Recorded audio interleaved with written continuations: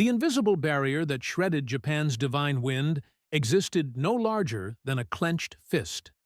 Young men who climbed into cockpits believing their deaths would cripple America's Navy instead met something they could never comprehend. A weapon that turned their sacred sacrifice into meaningless slaughter. This forgotten tale reveals how technology crushed the kamikaze dream, how a device smaller than a radio demolished the idea that pure spirit could defeat American steel. The morning of April 6, 1945, brought death riding on the wind. Across the East China Sea near Okinawa, first light painted the water in shades of copper and gold. American destroyer crews already felt the weight of what approached. Their radar screens told the story in glowing dots. Not a handful of aircraft. Not dozens. Hundreds of contacts moving south like a plague of locusts. Each dot represented a pilot who would never return home. Young men transformed into guided missiles by desperation and ritual. The kamikaze were coming. Divine wind made flesh and steel and explosive. Men who had kissed photographs goodbye and written final letters to mothers they would never see again. Engine noise built from the northern horizon. Zeros and dive bombers caught the early sunlight on their wings. Below deck on American ships, gun crews loaded shells marked with two mysterious letters. VT. Hidden inside those shells lay something the approaching Japanese could not imagine. Tiny radio transmitters that would rewrite the rules of naval combat forever. As enemy aircraft began their descent toward the fleet, American 5-inch guns opened fire. The sky did not erupt in random bursts. Instead, precise walls of shrapnel materialized exactly where they were needed. Kamikaze planes exploded in mid-dive, disintegrating far from their intended targets. The survivors pressed forward in horror, watching shells detonate with impossible accuracy, as if invisible hands guided each explosion. For Japan's special attack pilots, this dawn would become their baptism in terror. For the sailors of Task Force 58, it marked the Pacific War's bloodiest naval battle. At the center of it all sat a secret weapon that few beyond Allied scientists truly understood. A fuse no bigger than a man's fist. Glass and copper and circuitry packed impossibly tight. A device that would decide whether thousands lived or thousands died that day. To grasp why the kamikaze, once considered unstoppable, crumbled before technology, we must journey back to where this story began. The desperate mathematics that created suicide tactics, and the quiet laboratories where America forged its answer. Japan in 1944 balanced on the knife's edge of collapse. The mighty carrier fleets that had swept across the Pacific at Pearl Harbor, Coral Sea, and Midway existed only in memory. The Kantai-Kessen Doctrine, that belief in one decisive battle delivering final victory, lay shattered beneath the weight of American industrial might. The Philippine Sea and Marianas campaigns had devoured Japan's most precious asset. Trained aviators. Thousands perished in mere days. Aircraft carriers burned and sank, their flight decks choked with smoke and oil. The Imperial Navy could not rebuild what had taken a decade to perfect. Aluminum grew scarce. Fuel became precious. Training schools graduated boys with barely 100 hours of cockpit time compared to the 500 hours once demanded. The Empire faced a brutal choice: surrender territory inch by bloody inch, or stake everything on a weapon that cost nothing more than a young man's life. Vice Admiral Takejiro Onishi gave the gamble its name: Tokubetsu Kogekitai, Special Attack Units. The world would know them as Kamikaze, the Divine Wind, a weapon born from desperation, blessed by ceremony, praised as sacrifice perfected. Japanese commanders calculated with cold precision. 1-0, carrying a 250-kilogram bomb, might sink a destroyer. Trade one life for hundreds. Exchange one obsolete aircraft for millions of dollars in damage. The mathematics seemed brutally efficient. Across the ocean, different calculations were taking shape.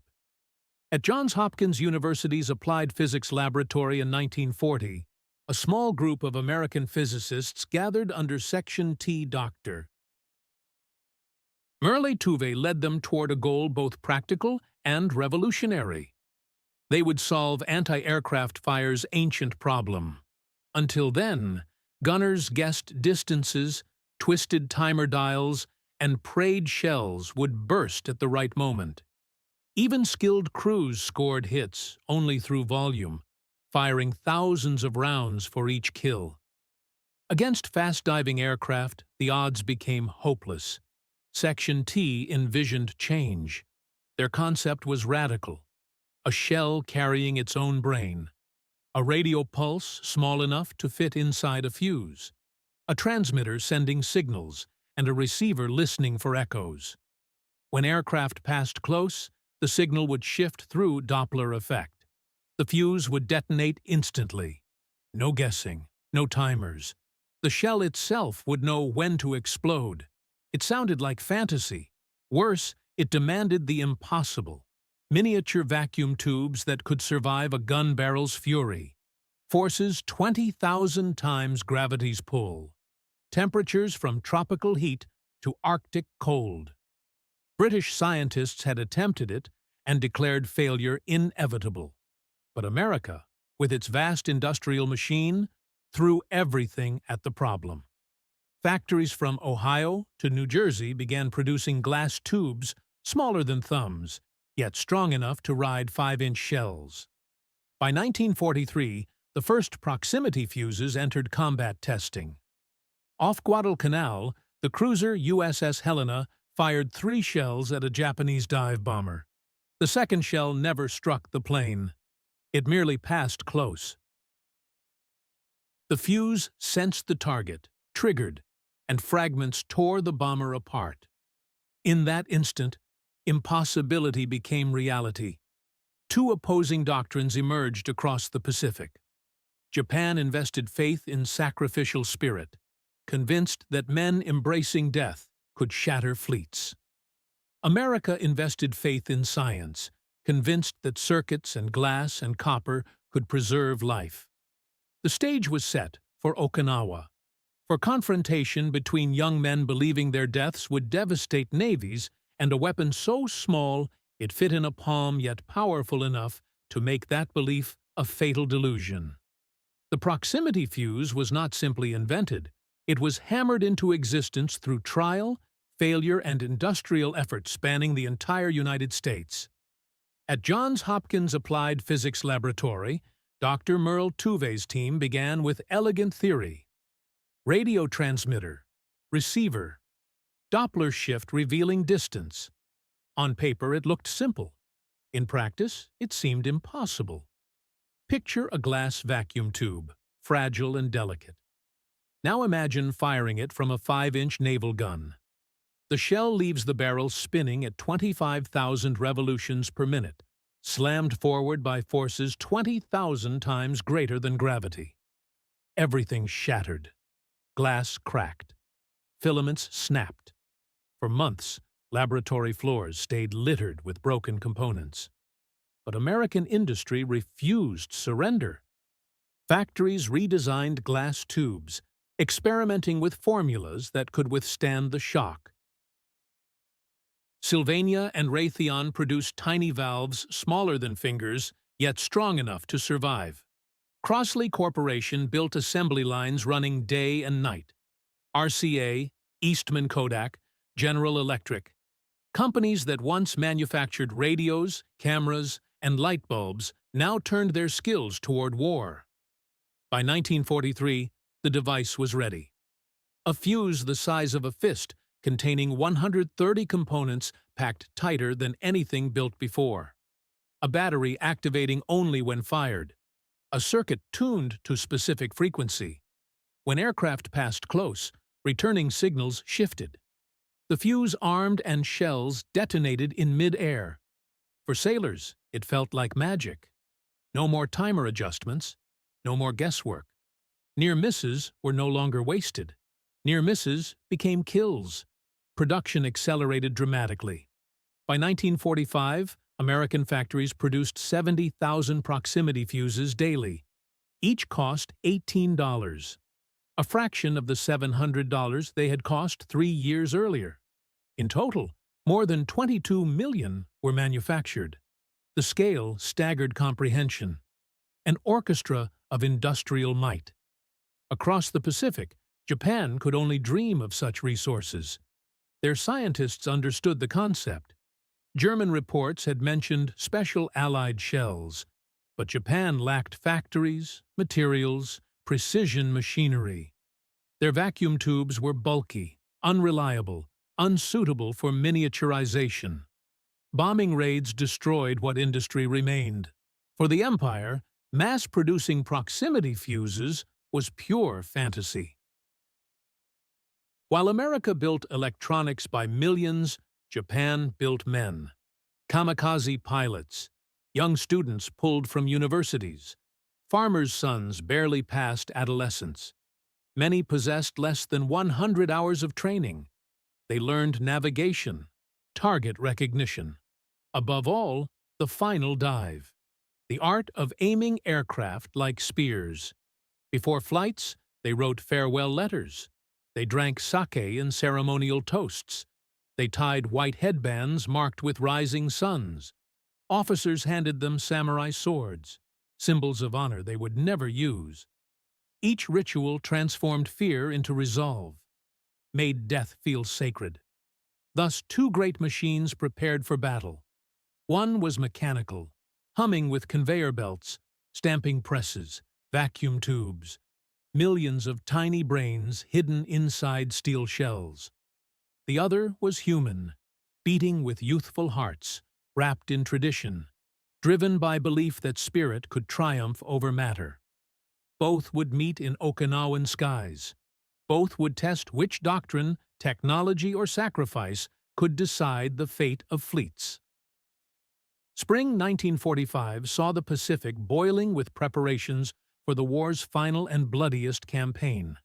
Okinawa loomed ahead like destiny itself. For the United States Navy, it meant marching into calculated danger. Hundreds of ships assembled, carriers, battleships, cruisers, destroyers forming Task Force 58, the invasion's spearhead. Their mission appeared simple: shield transports and landing craft bringing 180,000 soldiers to the island. Everyone knew what awaited them. Kamikaze attacks beyond anything yet experienced. To guard against the storm, fleets spread outward. Radar picket destroyers were positioned like lonely sentinels 15 to 20 miles from main formations. Their crews understood the assignment perfectly. They would be first to see the enemy, first to bleed. Life aboard these ships in the weeks before assault was tense yet strangely routine. Sailors drilled at guns, cleaned barrels, checked ammunition stamped VT. At night, they smoked on deck, staring at black water, listening for engine sounds that might never come. Some wrote letters home, words calm but edged with dread. "If this is my last," one sailor wrote, "know that I faced it with the best men a man could serve beside." In Japan, the journey was far more personal. Young pilots gathered at dusty airfields on Kyushu. They slept on straw mats, belongings in small wooden boxes. Before dawn, they lined up for final ceremonies. Officers poured sake into white cups. Commanding voices spoke of duty, sacrifice, the emperor. Then silence. Each pilot bowed, headband tied tight across his forehead, the red sun glaring like a wound. Letters were tucked into flight suits. Photographs of mothers, fathers, sweethearts hidden close to hearts. When engines roared to life, the ground shook. Farmers and villagers lined the fields, waving flags as planes rose into gray morning sky. Mothers clutched children, hiding tears. Fathers stood rigid, faces carved with pride and sorrow. For many, it was their last sight of sons, small dots vanishing into clouds, carrying bombs heavy enough to sink destroyers. Above the Pacific, two currents moved toward collision. On one side, destroyers bristling with 5-inch guns, shells stacked high. Gunners rehearsing the swift rhythm of loading, firing, loading again. Each man knew his role. Each man trusted the strange new weapon sealed in shell noses. On the other side, pilots gripping controls, sweat stinging their eyes, bodies rigid with fear and resolve. They had been told American defenses could be pierced if they flew low, if they came fast, if they believed enough. They whispered prayers, clenched teeth, stared ahead at the horizon. The closer they came, the more their illusions would shatter. For now, though, the sea seemed calm. Destroyers cut patrol lines across empty waves. Kamikaze formations gathered altitude, propellers droning in ragged harmony. In every direction men waited. Americans with steel and circuits, Japanese with faith and fire. Both sides knew Okinawa would not resemble other battles. This was not Midway, fought with fleets maneuvering miles apart. This was not Leyte Gulf's thunder of ship against ship. Okinawa would be personal. Kamikaze would aim not for machines, but for the men inside them. Proximity fuses would answer not with chance, but with certainty. The journey to battle was almost complete. The island loomed ahead. Fleets stood ready. Planes drew near. The silence before the storm could last no longer. April 6, 1945, brought the storms breaking. At dawn, Operation Kikusui's first wave swept across the sea.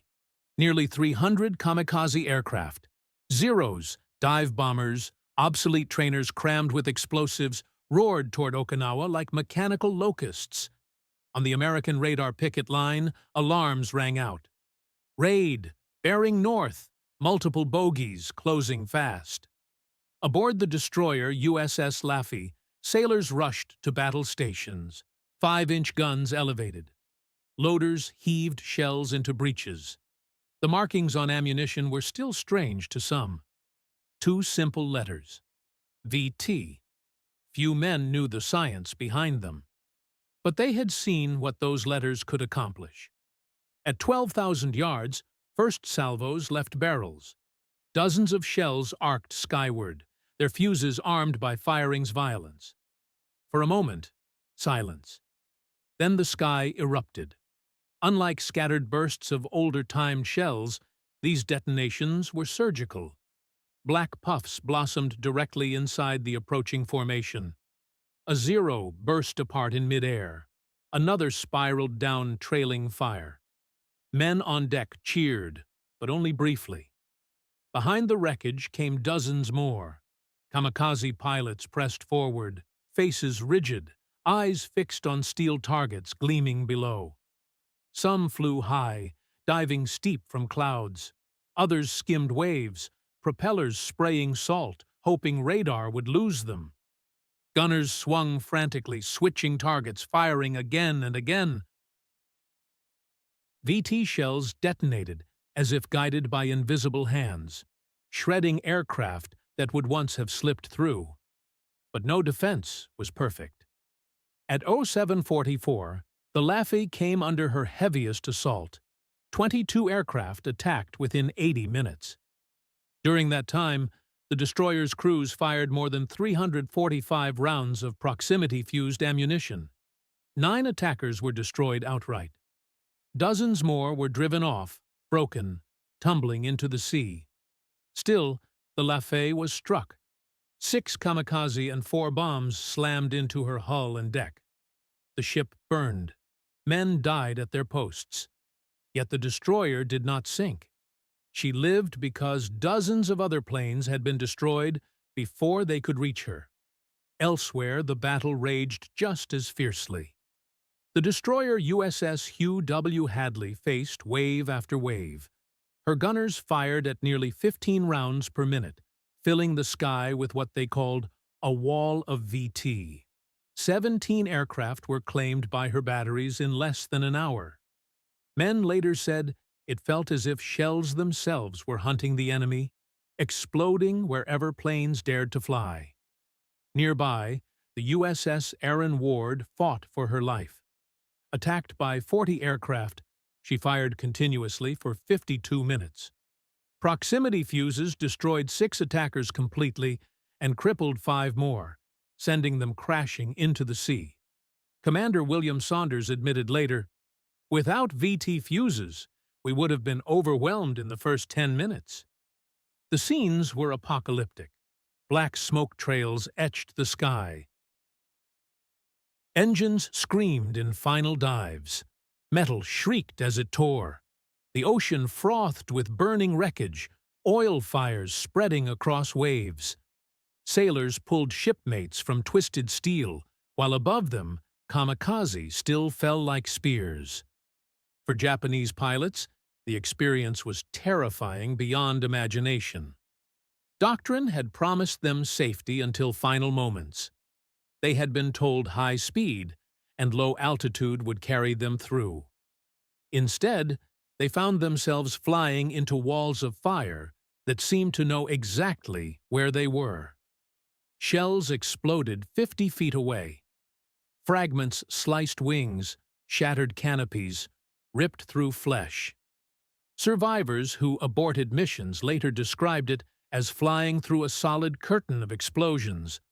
Admiral Matome Ugaki, directing kamikaze operations from Kyushu, wrote in his diary of the disaster, "The enemy's firepower has increased remarkably. Our special attack aircraft are being destroyed at distances we previously considered safe." The statistics were undeniable.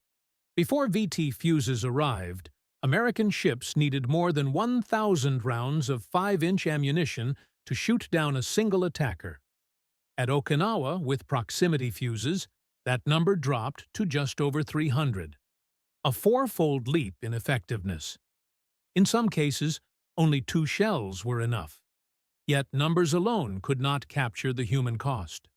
Aboard the USS Morrison, sailors saw 8 aircraft fall in minutes, blown from the sky by proximity fuses. But then, sheer numbers overwhelmed them. Kamikaze smashed into the destroyer, ripping her apart.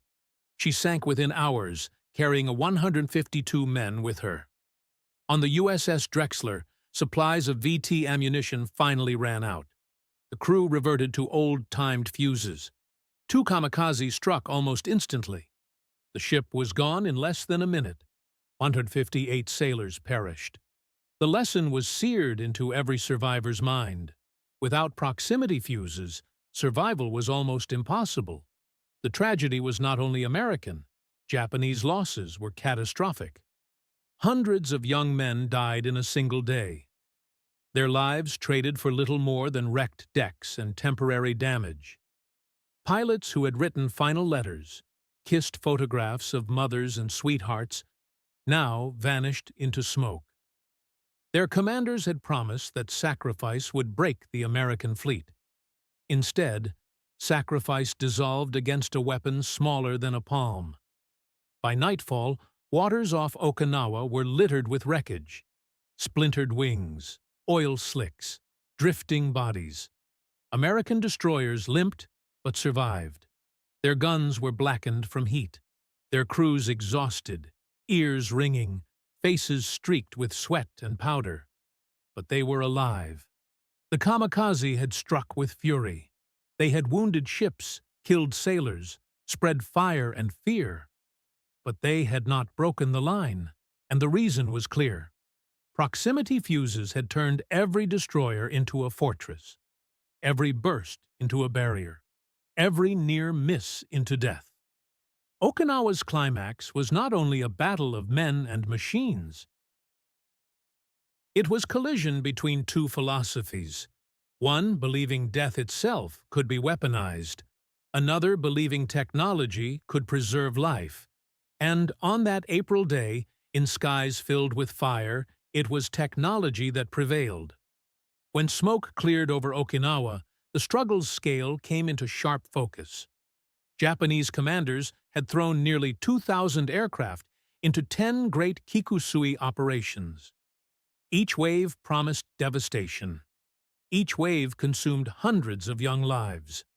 Yet when tallies were counted, fewer than 1 in 4 reached their targets. Americans paid dearly. 36 ships sunk, 368 damaged, nearly 5,000 sailors killed. For the Navy, Okinawa became the Pacific's bloodiest battle. But losses, terrible as they were, fell far short of what Japanese planners had hoped. Without proximity fuses, the butcher's bill might have doubled or tripled. Admiral Raymond Spruance, commander of Fifth Fleet, experienced kamikaze terror firsthand. His flagship USS Indianapolis was struck. Forced to transfer, he later sailed aboard USS New Mexico, only for that vessel to be hit as well. Yet Spruance admitted grimly but firmly, "The VT fuse has saved countless ships and lives. It is the margin between bearable and unbearable losses." Admiral Richmond Kelly Turner, overseeing amphibious forces, echoed him. In a letter to Washington, he wrote, "Without the proximity fuse, our invasion losses would have been unbearable."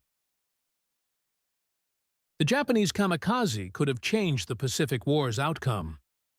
For the Japanese, consequences were devastating. Wave after wave had been shattered before even reaching American decks. Pilots told their sacrifice was certain to succeed, instead saw comrades incinerated in midair, torn apart by invisible walls of steel. Survivors spoke of the horror. Shells exploding exactly where we flew, as if guided by unseen hands. By late April, Vice Admiral Ugaki recorded in his diary that success rates were plummeting, morale with them. Desperate tactical shifts were ordered. Kamikaze were told to approach from maximum altitude, diving steep and vertical. Others were told to skim so low wing tips touched the sea. Nothing worked. The fuse adapted to them all. On May 3rd, the destroyer USS Aaron Ward survived a massive assault. Her commander later testified that without proximity fuses, the ship would have been overwhelmed in 10 minutes. On May 11th, USS Bunker Hill was devastated by 2 kamikaze hits, but 3 others were destroyed in mid-dive, ripped apart before they could finish the job. Everywhere the pattern repeated. Ships lived or died based on whether they still had VT ammunition. The USS Drexler, caught after her supply was exhausted, was obliterated in less than 60 seconds. Survivors knew the truth. When the new shells ran out, odds collapsed. The human contrast was stark. For every kamikaze who died in fire and water, there were American sailors who lived because of a circuit no larger than a thumb. $2 billion of wartime investment spread across 110 factories had paid for something priceless: survival. By June 1945, Japanese intelligence reports conceded that kamikaze tactics had lost their power. Success rates dropped below 20%. The arithmetic was undeniable. The cost in lives was unsustainable, even by suicide warfare's brutal logic. The immediate consequence was clear. Okinawa remained in American hands. The invasion force endured. The path toward Japan's home islands stayed open. And every surviving sailor, every ship that limped away from flames, owed part of that survival to a tiny fuse hidden in a shell's nose. The battle's outcome was not only measured in wreckage, but in shifting belief. For Japanese command, the proximity fuse shattered faith that spiritual power could overcome material disadvantage. For Americans, It confirmed that science, industry, and technology could preserve lives even in the most desperate storm. The price had been horrific, but without the fuse, it would have been unimaginable. Okinawa's battle ended, but the proximity fuse's legacy reached far beyond that island's smoke. In 1945, it was called the VT fuse, an unassuming name for what was, in truth, one of the Second World War's three most decisive technologies, alongside radar and the atomic bomb. Its success proved that in modern warfare, survival no longer depended only on courage or numbers or sacrifice. It depended on who could harness science. For the United States, the lesson was clear. Factories that once built radios, cameras, and light bulbs had in just 5 years produced 22 million miniature electronic devices. Each carried 130 components, assembled with precision few believed possible. That achievement became the model for America's post-war projects: guided missiles, space exploration, modern computing. Johns Hopkins Applied Physics Laboratory, where Dr. Merle Tuve's team perfected the fuse, would go on to design satellites, navigation systems, advanced weaponry. The principle endured. Weapons that could think for themselves. For Japan, the lesson was harsher. Kamikaze had symbolized belief that spirit could triumph over steel. But at Okinawa, that belief was broken by a circuit the size of a fist. Veterans later admitted the shock. Commander Tadashi Nakajima reflected, "We believed that willingness to die would guarantee success. The American fuse proved that technology could defeat even the most determined sacrifice." The contrast revealed something deeper than strategy. One nation sacrificed thousands of young men, sending them into certain death. The other poured billions into protecting its own, turning science into a shield. The proximity fuse became more than a weapon. It became a statement about how wars should be fought. Its impact lingers in every navy today. Modern missiles use proximity fuses descended from that wartime breakthrough. The phalanx close-in weapon defending ships with walls of bullets operates on the same principle first tested against Kamikaze. Every time a modern fleet survives an airstrike, Okinawa's legacy is present. Yet perhaps the most profound legacy is human. Each fuse that worked, each shell that detonated in time, meant sailors who went home instead of sinking with their ship. Lives preserved, families reunited, futures not erased. The kamikaze pilots of Japan flew into eternity, believing their deaths might change the war. Instead, their sacrifice proved the opposite. That determination alone could not stand against industrial power, scientific ingenuity, and the will to preserve life. In the end, the proximity fuse did more than destroy planes. It destroyed an illusion, and it left behind a truth that still echoes through history. In modern war's crucible, technology, more than spirit, more than numbers, decides who lives and who falls. The divine wind that was supposed to save Japan was stopped by American ingenuity, packed into a device smaller than a fist. Young men who believed their sacrifice was sacred discovered that circuits and glass could turn devotion into futility. The kamikaze dream died not in glory, but in the precise mathematics of proximity fuses that knew exactly when to explode.